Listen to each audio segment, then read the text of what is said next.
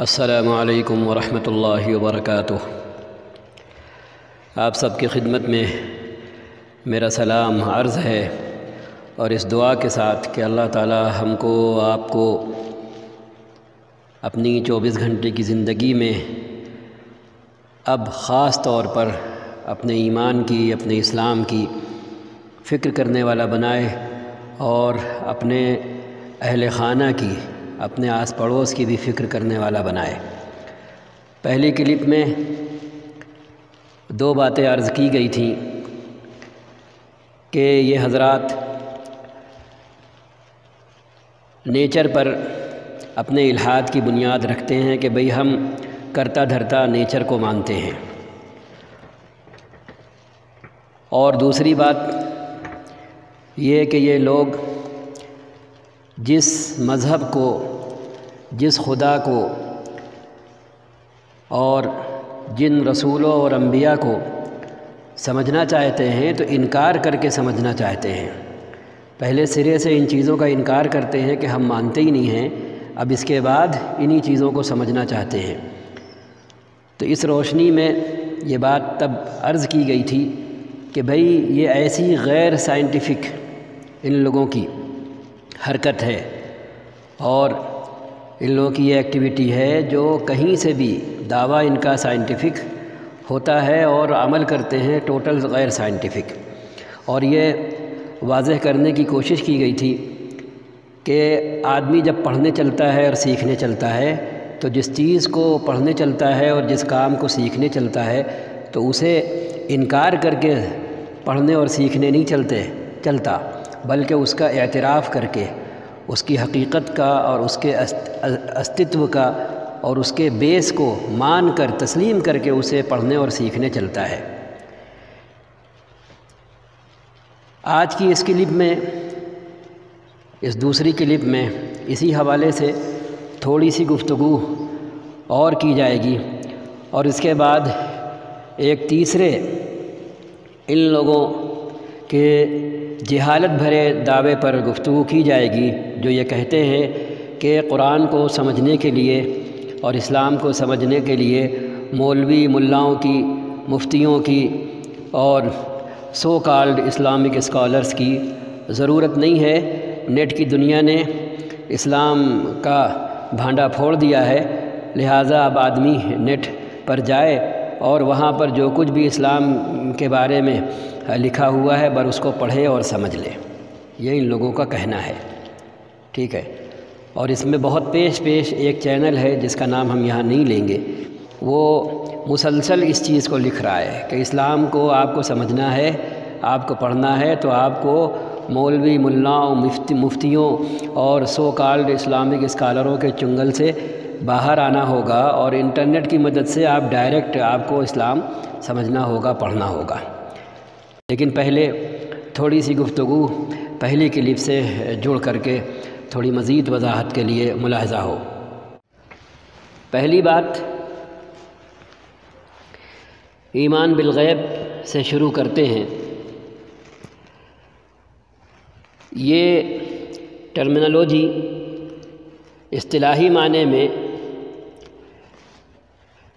دین کے اندر استعمال ہوتی ہے کہ انبیاء اور رسول کی بتائی ہوئی باتوں کو بنا دیکھے ماننا، اور آگے بڑھ کر کہیے کہ بنا کٹ حجتی کیے ہوئے، بنا بحث و مباحثہ کیے ہوئے، بنا ان سے کسی قسم کا مطالبہ کیے ہوئے ان انبیاء اور رسول کی زندگی کو سامنے رکھ کر کے، ان کی صداقت، دیانت اور امانت کو سامنے رکھ کر کے، ان کی پرسنل شخصیت کو سامنے رکھ کر کے ان کی بتائی ہوئی باتوں پر ایمان لانا، آنکھ بند کر کے ایمان لانا۔ تو انبیاء اور رسول کو ماننا اور ان کی باتوں کو ماننا، تو کسی کو ماننا یہ کہلاتا ہے ایمان بھی، اور اس کی باتوں کو ماننا یہ کہلاتا ہے ایمان لہو۔ تو میرا کہنا یہ ہے اس حوالے سے کہ جو معاملہ ہم دین میں کرتے ہیں کہ اپنے نبی اور اپنے رسول کی بتائی ہوئی باتوں کو اس لیے مانتے ہیں کہ ہمیں یقین ہوتا ہے کہ یہ باتیں ہماری تو خود دیکھی ہوئی نہیں ہیں، ہمارے لیے بالغیب ہیں، اندیکھی ہیں، لیکن یہ باتیں نبی اور رسول کی دیکھی ہوئی ہیں، اس کے لیے بالغیب نہیں ہے، اس کے لیے بالشہادہ ہے اور بالنظر ہے،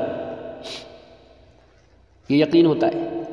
تو قرآن کریم نے ایمان بالغیب کا مطالبہ کر کے کوئی انہونی بات کا مطالبہ تو نہیں کیا، کوئی انہونے یقین کا مطالبہ تو نہیں کیا جس سے انسان واقف ہی نہ ہو، جسے انسان اپنی زندگی میں برت نہ رہا ہو۔ اسی لیے ہم نے یہ مثال دی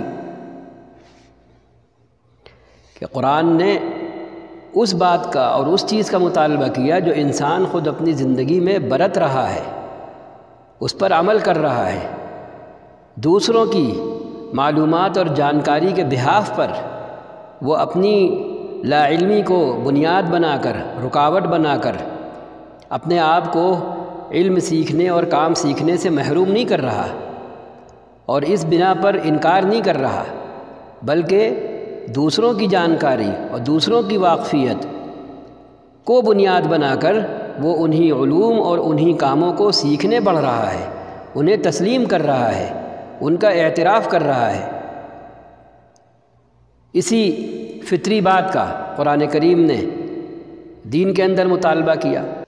تو میرا کہنا ہے کہ ٹھیک یہی معاملہ ہم اپنی دنیاوی زندگی میں مختلف کاموں اور پڑھنے پڑھانے اور تعلیمی عمل کو لے کر کے کرتے ہیں یا نہیں کرتے ہیں۔ کوئی کام ہم سیکھنے چل رہے ہیں تو ابھی تو ہمارے لیے وہ کام بالغیب ہے، اندیکھا ہے، ابھی ہمیں تو اس کا پتہ نہیں ہے، نام سنا ہے صرف۔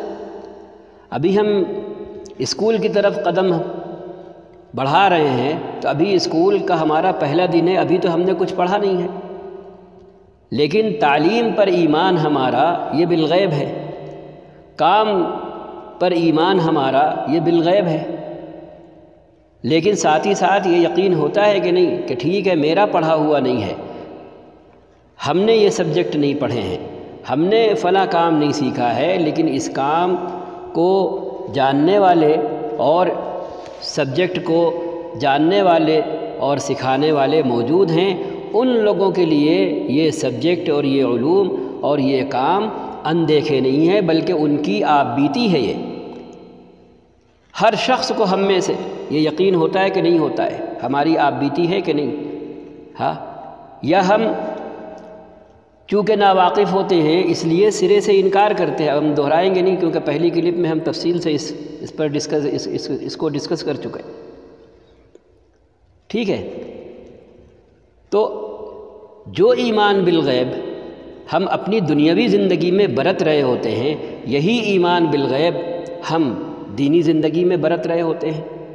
جیسے دنیاوی امور میں ہمیں یقین ہوتا ہے کہ جن چیزوں سے ہم واقف نہیں ہیں تو ہم واقف نہیں ہیں، ہمارے لیے وہ انجان ہیں، ہمارے لیے اندیکھی ہیں، لیکن دوسروں کے لیے وہ جانی بوجھی ہیں، پرکھی ہیں، پڑھی پڑھائی ہیں، سیکھی سکھائی ہیں۔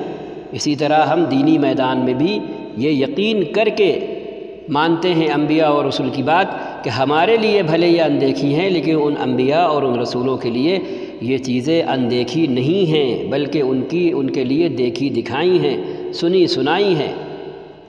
انہوں نے فرشتوں کو دیکھا ہوتا ہے، جو وحی لے کر آ رہا ہوتا ہے وہ فرشتہ ان سے مل رہا ہوتا ہے۔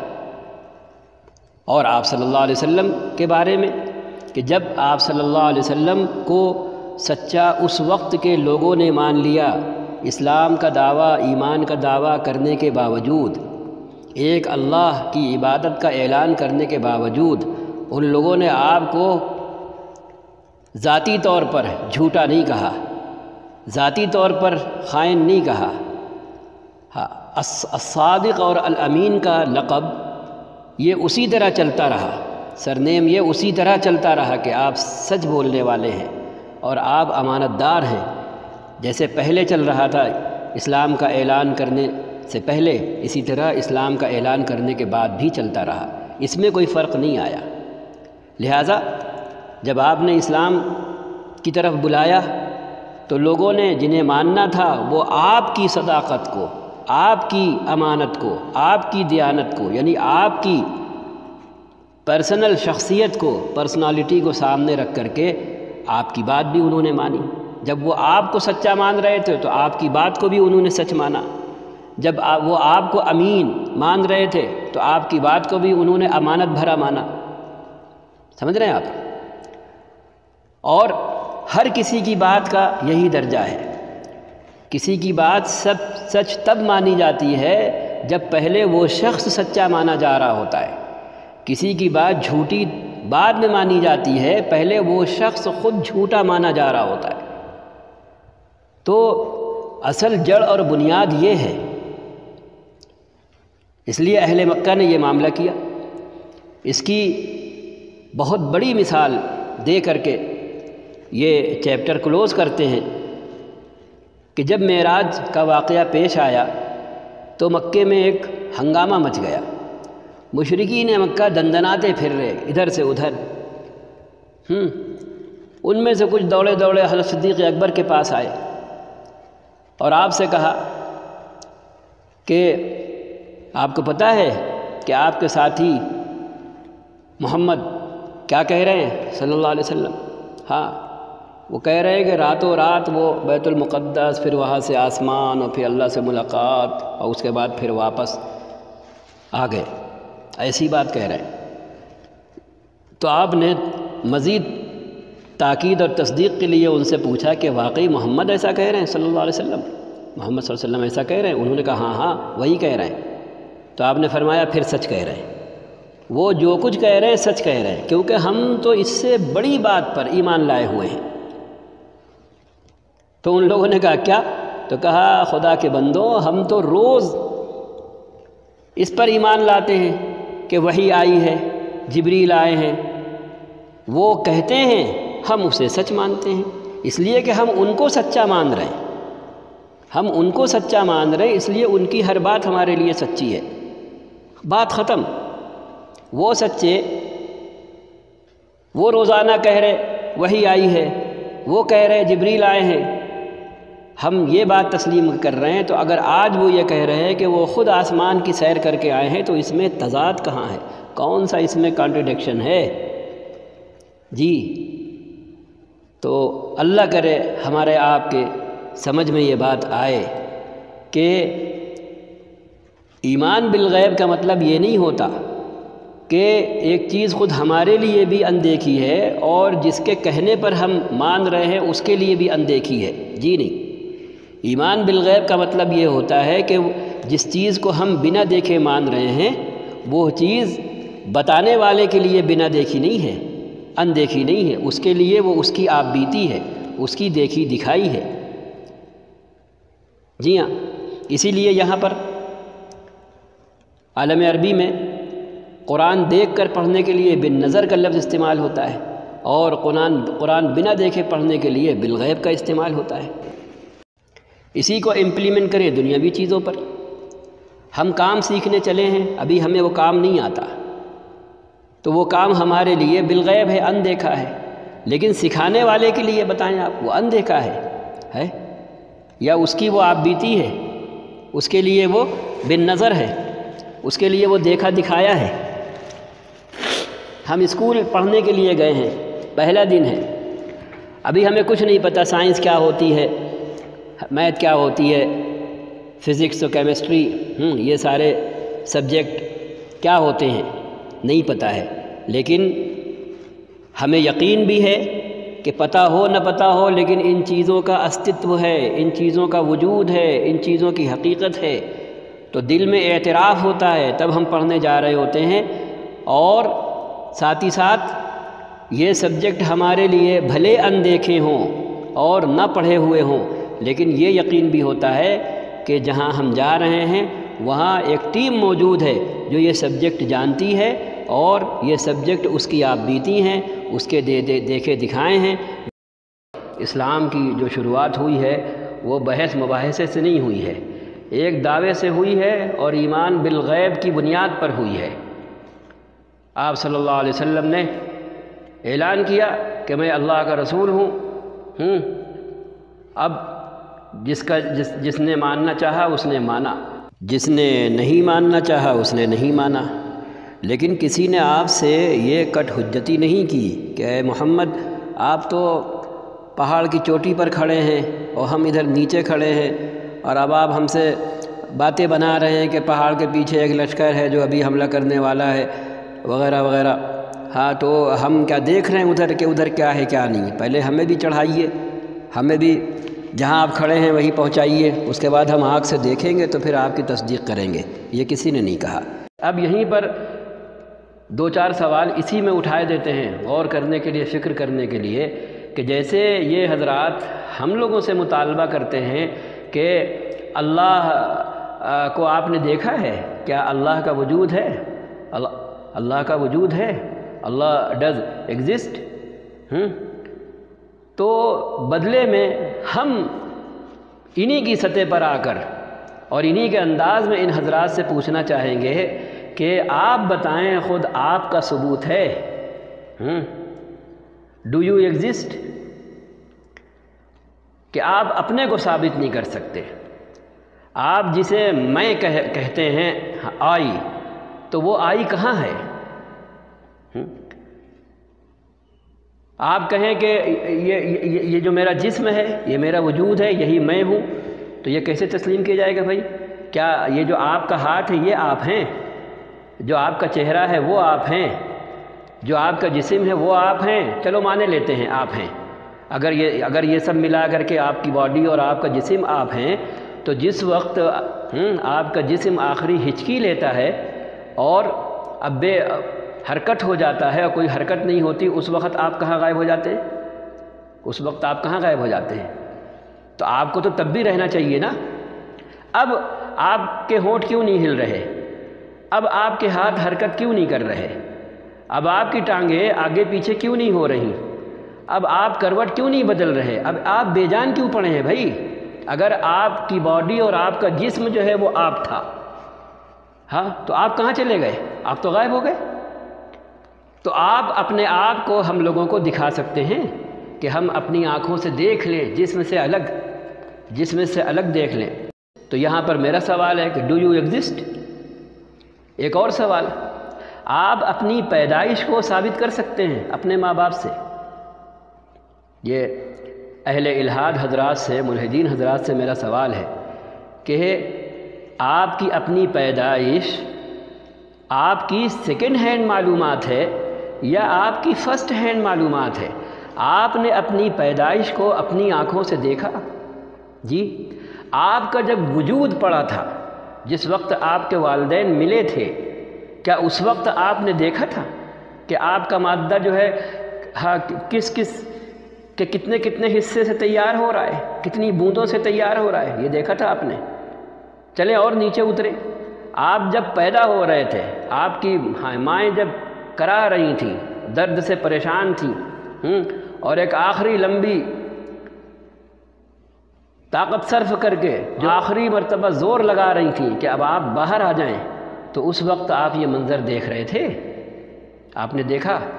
تو آپ ثابت کر سکتے ہیں براہ راست جو مطالبہ ہم لوگوں سے کرتے ہیں، یا آپ کی پیدائش کی اور آپ کی اپنے والدین سے نسبت یہ سیکنڈ ہینڈ معلومات ہے؟ فرسٹ ہینڈ معلومات تو ہے نہیں۔ برتھ سرٹیفکیٹ آپ نے خود نہیں لکھا، دوسروں نے لکھا۔ ڈی این اے ٹیسٹ کی رپورٹ آپ کی خود کی نہیں ہے، دوسروں کی ہے لکھی ہوئی، دوسروں نے جانچ کی ہے۔ بلڈ ٹیسٹ ہو، یہ ٹیسٹ ہو، ہم سب مانتے ہیں سیکنڈ ہینڈ جانکاری ہے، سیکنڈ ہینڈ معلومات ہوتی ہے، لیکن ہم سب مانتے تسلیم کرتے ہیں، سیکنڈ ہینڈ کی حیثیت ہی سے تسلیم کرتے ہیں، اور یہ یقین کر کے تسلیم کرتے ہیں کہ بھئی اس فیلڈ میں جو لوگ جڑے ہیں وہ خیانت نہیں کریں گے، وہ صحیح اپنے علم کا استعمال کر کے اور جو نتائج نکلیں گے وہ ہمیں بتائیں گے۔ لیکن ہم رپورٹ پہ خالی اعتماد کرتے ہیں، ہم اپنی آنکھ سے نہیں، ہم کہتے نہیں ہیں ایگزامینیشن کرنے والے سے کہ ہمیں ہمارے سامنے ایگزامن کر کے دکھاؤ، ہمارا حگو متو جو ہے وہ ہمارے سامنے ایگزامن کر کے دکھاؤ، اور یہ جو ہمارے اماں ابا کا جو ہے یہ ہمارا نسب اور ہماری پیدائش، ہمارا جو ماں باپ کہلائے جا رہے ہیں، ان سے ثابت کرنے کے لیے وہ ہمارے سامنے جو ہے کرو، ٹھیک ہے؟ اچھا چلے فرض کر لیں سامنے بھی کوئی کرے، تو آگے میرا سوال ہے کہ وہ جرسو میں وہ کیا بولیں گے کہ ہم آپ کے ابا سے منسوب ہیں اور اماں والا بولے گا خود کہ ہم آپ کی اماں سے منسوب ہیں، وہ خود بولے گا۔ جو کچھ کرے گا وہ ڈاکٹر کرے گا، ہے وہ ایگزامن کرنے والا انسان آپ کو بتائے گا، وہ جرثومے خود نہیں بتائیں گے، ہاں وہ کیٹاڑو خود نہیں بتائیں گے، ہاں وہ بندہ بتائے گا جس پر ہمارا اعتماد ہے اور یقین ہے کہ ہاں بھائی اس نے پڑھا ہے اور اس کی انالیسس جو ہے وہ ایکسیپٹیبل ہے۔ تو وہاں پہ جو سیکنڈ ہینڈ معلومات و جانکاری ہے وہ آپ کے لیے قابل قبول ہے۔ اور یہاں پر جب مذہب کے میدان میں ایک انسان کہتا ہے کہ میں اللہ کا رسول ہوں، اس کا نبی ہوں، میرے اوپر وحی آتی ہے، اور خالی کہنا ہی نہیں ہے، جو کچھ اس کے اوپر آیا ہے اس نے دنیا میں ثابت کیا ہے کہ وہ اللہ کا کلام ہے یا نہیں ہے، ہاں ہر طریقے سے، تو آپ وہاں کہتے ہیں کہ آپ لوگ جو ہے وہ ہمیں مشاہدہ کرائیے، ہمیں آنکھوں سے دکھائیے۔ اللہ حافظ، اگلی کلپ میں انشاءاللہ پھر ملاقات ہوگی۔ السلام علیکم ورحمۃ اللہ وبرکاتہ۔